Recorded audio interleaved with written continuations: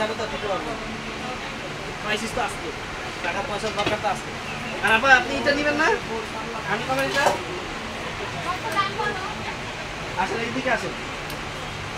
না দেখি সমস্যা নাই দামাদামি করি আমি কি ঠিকভাবে একটা সমস্যা বলবো 1000 টাকা না 2000 টাকা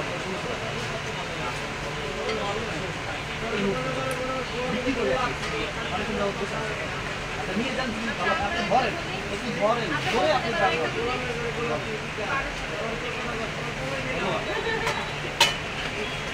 পরবর্তীতে আশ্বস্ত করবেন আচ্ছা তার 1500 টাকা রাখো আপনাদের লাস্ট প্রাইসটা শুনতে পারি সামান্য কিছু বাড়লে এসে নিয়ে যান